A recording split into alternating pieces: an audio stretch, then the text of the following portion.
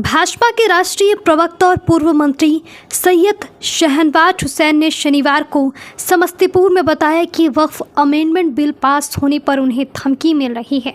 उन्होंने धमकियां मिलने पर हैरानी जताते हुए कहा कि सोशल मीडिया पर गालियां और धमकी देने से उन पर कोई असर नहीं होने वाला है।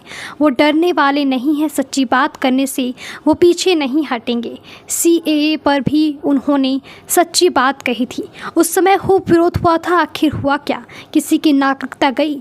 अब इसी तरह वक्फ पर भ्रम फैलाया जा रहा है। लोकसभा और राज्यसभा में पेश वक्फ अमेंडमेंट बिल मुसलमानों के हित में है।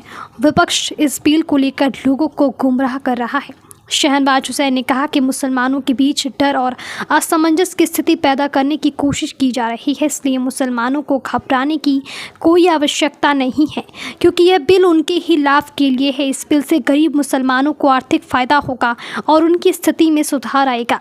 वक्फ बोर्ड में जहाँ भ्रष्टाचार था वह समाप्त होगा। इस बिल के बाद वक्फ संपत्तियों का सही तरीके से उपयोग होगा, जिससे मुसलमानों को आर्थिक दृष्टि से लाभ होगा।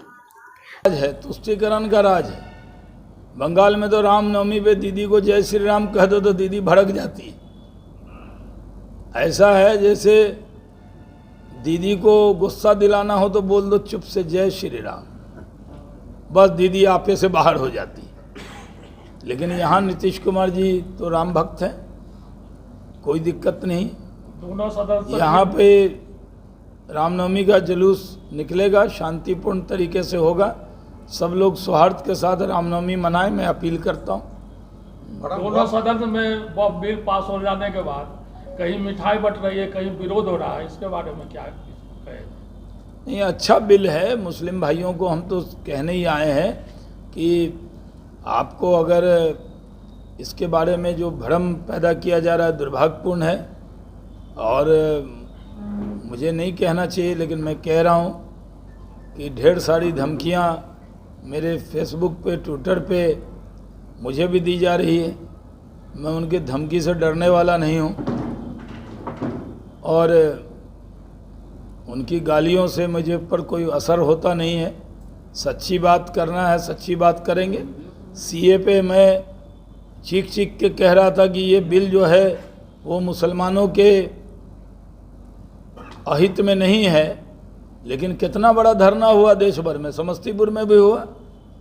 सिटीजनशिप अमेंडमेंट एक्ट पर चल रही थी बिरयानी, कोरमा, देगे खाने के लिए बैठ जाते हैं।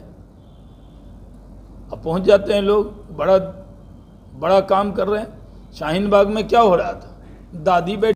उधर बिहार के कटिहार के सांसद और पूर्वी केंद्रीय मंत्री तारिक अनवर ने शनिवार को कहा कि जदयू, लोजपा, रामविलास और हिंदुस्तानी अवाम मोर्चा हम पार्टी पर तंज कसा। उन्होंने कहा कि ये पार्टियां भाजपा की सांप्रदायिक राजनीति की राह पर चल रही है। तारिक अनवर ने कहा कि भाजपा का साथ देकर इन दलों ने न केवल लोकतांत्रिक मूल्यों की अवहेलना की है, बल्कि बिहार की गंगा जमुनी तहजीब पर भी चोट की है।